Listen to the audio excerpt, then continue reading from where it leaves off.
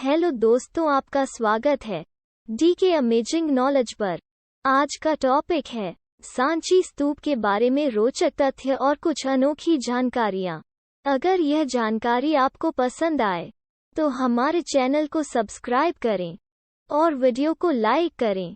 तो शुरू करते हैं। 1.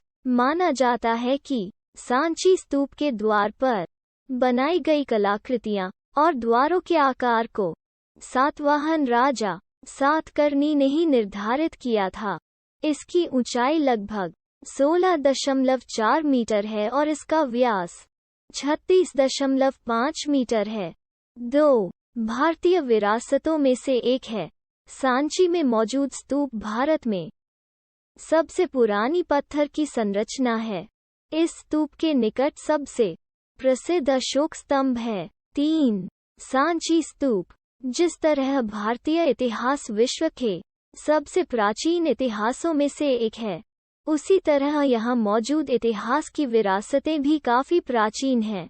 इन विरासतों में से एक है सांची स्तूप, जो एक बौद्ध स्मारक है। यह 3वीं शताब्दी ईसा पूर्व से 12वीं शताब्दी के बीच के हैं। 4. यह स्तूप आज के समय में एक प्रसिद्ध पर्यटक स्थल है, जो भोपाल शहर से लगभग 46 किलोमीटर दूर सांची गांव में स्थित है। यहाँ पर 3 स्तूप हैं और ये देश के सर्वाधिक संरक्षित स्तूपों में से एक हैं। सांची को 1989 में यूनेस्को की विश्व विरासत स्थल सूची में शामिल किया गया। 5. इस ऐतिहासिक स्तूप का निर्माण मौर्य साम्राज्य के प्रसिद्ध शासक अशोक द्वारा 3वीं शताब्दी ईसा पूर्व में किया गया था। इसके केंद्र में एक अर्धगोलाकार ईंट निर्मित ढांचा था, जिसमें भगवान बुद्ध के कुछ अवशेष रखे थे। इसके शिखर पर स्मारक को दिए गए ऊंचे सम्मान का प्रतीक रूपी एक छत्र था। 6. इसका निर्माण कार्य सम्राट अशोक की पत्नी महादेवी सत्यकुमारी को सौंपा था, जो विदिशा के व्यापारी की ही बेटी थी। सांची उनका जन्म स्थान और उनके और सम्राट अशोक के विवाह का स्थान भी था। यह प्रेम, शांति, विश्वास और साहस के प्रतीक हैं। 7. इस स्तूप को पहले ईंटों से बनवाया गया था, जिसे शुंग काल के दौरान पत्थरों से ढक दिया गया। इस स्तूप में तोरण द्वारों और कटघरों का निर्माण सातवाहन काल में किया गया था, जिन्हें सुंदर रंगों से रंगा गया था। माना जाता है कि द्वार पर बनाई गई कलाकृतियां और द्वारों के आकार को सातवाहन राजा सातकर्णी ने ही निर्धारित किया था। इसकी ऊंचाई लगभग 16.4 मीटर है और इसका व्यास 36.5 मीटर है। 8. स्तूप एक पवित्र बौद्ध स्थल होते हैं, जिसे चैत्य भी कहा जाता है।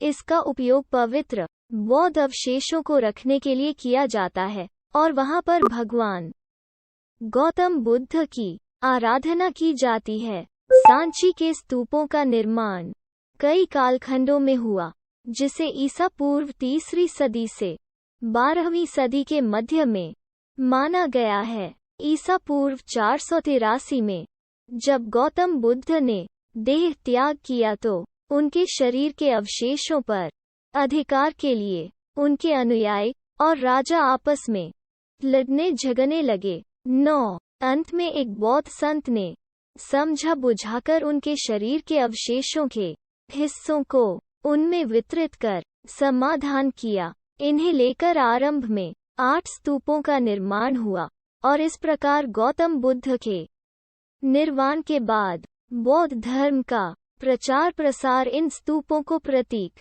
मानकर होने लगा। 10. सांची के स्तूप दूर से देखने में भले मामूली अर्धगोलाकार संरचनाएं लगती हैं, लेकिन इसकी भव्यता, विशिष्टता व बारीकियों का पता सांची आकर देखने पर ही लगता है। इसीलिए देश दुनिया से बड़ी संख्या में बौद्ध मतावलंबी पर्यटक, शोधार्थी, अध्येता इस बेमिसाल संरचना को देखने चले आते हैं। 11. सांची में मिले अभिलेखों में सांची स्तूप को ककनाथ बोट कहा गया है। इस स्तूप को साहस, प्रेम, विश्वास और शांति का प्रतीक माना जाता है। राजपूत काल तक तो सांची की कीर्ति बनी रही, लेकिन बाद में औरंगजेब के काल में बौद्ध धर्म का यह केंद्र गुमनामी में खो गया। 12. सांची में मौजूद स्तूप भारत में सबसे पुरानी पत्थर की संरचना है, जिसका निर्माण 3वीं शताब्दी में सम्राट अशोक मौर्य ने कराया था। 13. सांची के स्तूप 14वीं शताब्दी तक निर्जन हो गया था, क्योंकि इनके संरक्षण के लिए उस समय किसी भी शासक ने इस पर ध्यान नहीं दिया। 14. इन स्तूपों की खोज वर्ष 1818 में एक ब्रिटिश अधिकारी जनरल टेलर ने की थी। 15. जिसके बाद ब्रिटिश सरकार ने सर जॉन मार्शल को इसके पुनर्निर्माण का कार्यभार सौंपा था। वर्ष 1912 से 1919 तक इस स्तूप की संरचना कर इसे पुनः खड़ा किया गया। 16. यह स्तूप भारत के सबसे बड़े स्तूपों में से एक है, जिसकी ऊंचाई लगभग 21.64 मीटर और व्यास 36.5 मीटर है। 17. इस स्तूप के निकट सबसे प्रसिद्ध अशोक स्तंभ, जिसमें सारनाथ की तरह 4 शेर शामिल हैं, पाया गया है। साथ ही यहाँ बड़ी संख्या में ब्राह्मी लिपि के शिलालेख पाए गए हैं। 18. सर जॉन मार्शल ने साल 1919 में इसे संरक्षित रखने के लिए एक पुरातात्विक संग्रहालय की स्थापना की, जिसे बाद में सांची पुरातत्व संग्रहालय में परिवर्तित कर दिया गया। 19. सांची नामक स्थान का गौतम बुद्ध द्वारा कभी भी दौरा नहीं किया गया था, भले ही आज इस स्थान पर बौद्ध धर्म का अपना एक ऐतिहासिक महत्व हो। 20. इस स्तूप का निर्माण बौद्ध अध्ययन और बौद्ध शिक्षाओं को सिखाने के लिए किया गया था। 21. यूनेस्को ने सांची के स्तूप की संरचना और शिल्पकारिता को देखते हुए वर्ष 1989 में इसे विश्व धरोहर स्थल घोषित किया। 22. अगली बार जब आपको मध्य प्रदेश जाने का मौका मिले तो सांची जरूर घूमने जाएं और इस धरोहर को नज़दीक से देख कर आएं। ऐसी और जानकारी के लिए हमारे चैनल पर बने रहे और वीडियो को पूरा देखने के लिए धन्यवाद।